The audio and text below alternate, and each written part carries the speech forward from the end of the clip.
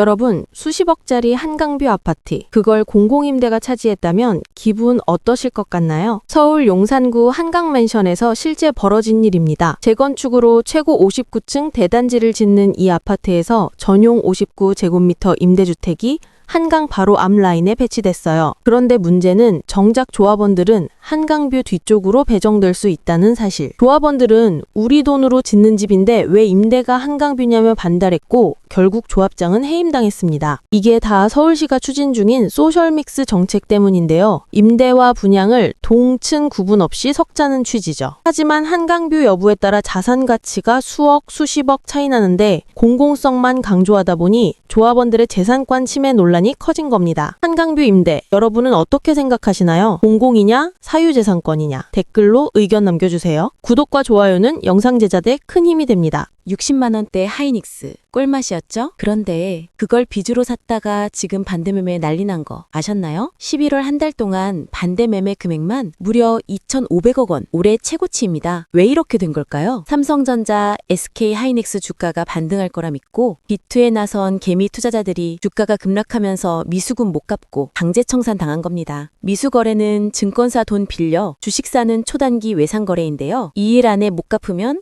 바로 반대매매. 특히 삼성전자, 하이닉스는 20% 증거금만 있어도 거래되니 레버리지가 커질 수밖에 없죠. 하지만 주가가 급락하면 손실은 순식간입니다. 수익은 환상, 손실은 현실. 여러분은 지금 레버리지 안 쓰고도 투자 잘하고 계신가요? 비투에 대한 생각 댓글로 남겨주세요. 구독과 좋아요는 영상 제작에 큰 힘이 됩니다. 성심당 줄 대신 써주는 택시가 있다고요? 이건 진짜 대전에서만 가능한 서비스인데 대전 빵 택시 이게 대체 뭘까요?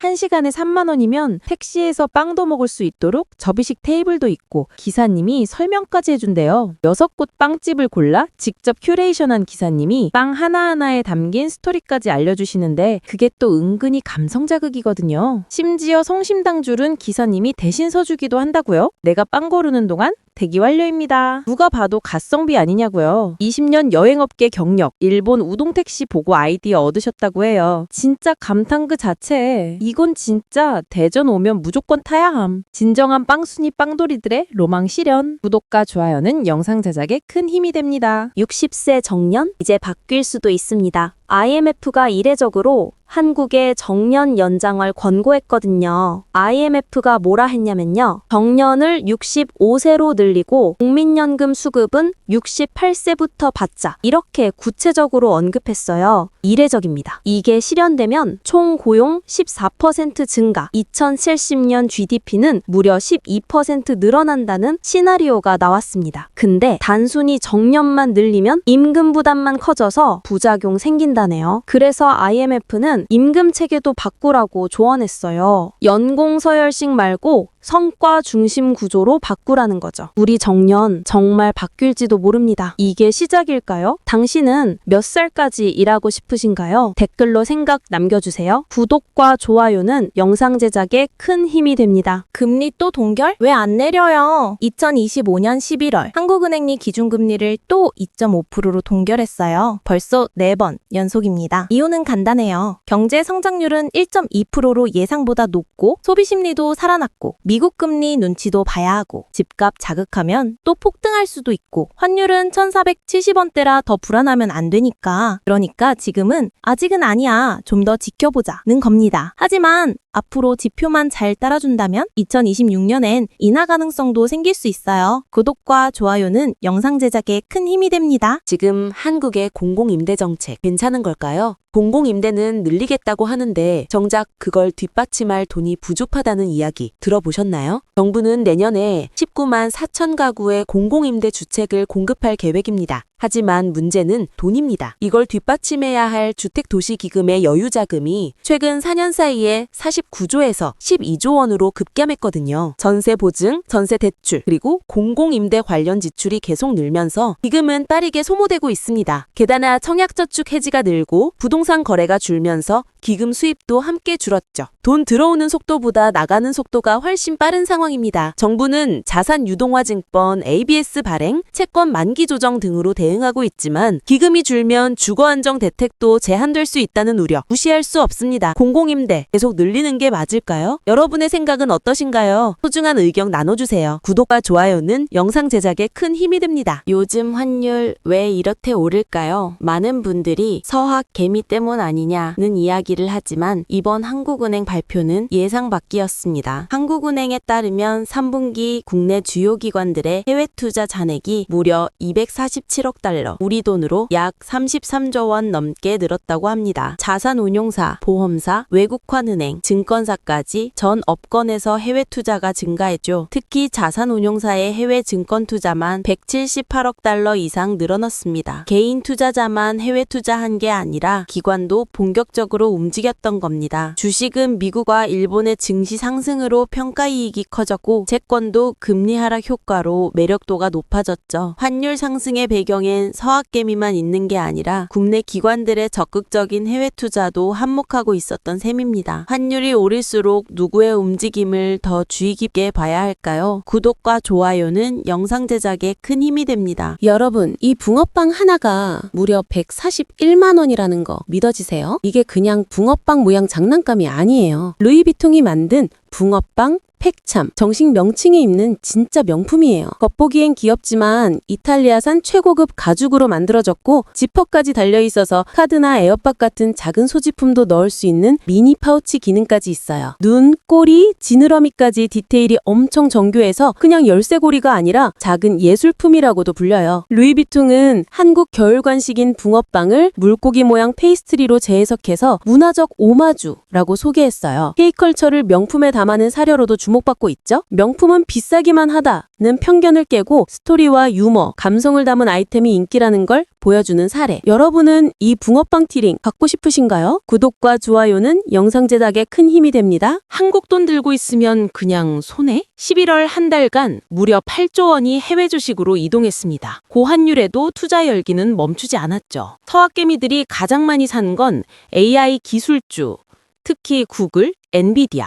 SOXL 같은 종목들이에요. 달러 자산으로 도피하고 있는 거죠. 그런데 정부는 환율이 오른 건 서학개미 때문이라며 해외 투자를 비판했어요. 투자자들은 근본 원인은 따로 있다고 반박 중. 지금과 같은 흐름은 쉽게 끝나지 않을 거예요. 원화에 대한 불안이 커지는 한 해외 주식에 대한 수요는 계속될 가능성이 높습니다. 해외 주식, 특히 AI 기술주에 투자하는 건 분명 트렌드입니다. 하지만 그 안에서도 리스크 관리와 분산 투자는 필수죠. 자, 여러분은 지금 어디에 투자하고 계신가요? 지금 이 흐름 어떻게 바라보고 계신가요? 댓글로 여러분의 생각을 들려주세요. 구독과 좋아요는 영상 제작에 큰 힘이 됩니다. 비트코인 30% 급락, 코인 겨울 다시 시작? 비트코인이 2달 만에 30% 급락, 무슨 일이죠? ETF 자금이 3조 이상 유출, 일본은 금리 인상 시사, 암호화폐 시장 다시 얼어붙고 있습니다. 비트코인만이 아니에요. 이더리움, 리플, 알트코인 전부 하락세. 게다가 5배율 레버리지 청산까지 이어지며 투자 심리는 급속히 냉각 중입니다. 전문가들은 6만 달러까지 더 떨어질 수 있다. 이번은 진짜 코인 겨울일 수 있다는 경고도 나와요. 이럴 때일수록 무리한 단타 피하기, 장기 분산 전략 세우기 꼭 기억하세요. 구독과 좋아요는 영상 제작에 큰 힘이 됩니다. 요즘 재건축 단지에서 전자총회란 전자투표가 도입되고 있다는 거 알고 계셨나요? 서울 강남의 개포주공 1단지, 지금은 DH 퍼스티어 아이파크로 불리는데요. 5천 가구가 넘는 초대형 단지가 모바일로 총회와 투표를 시작했습니다. 사전 전자투표율은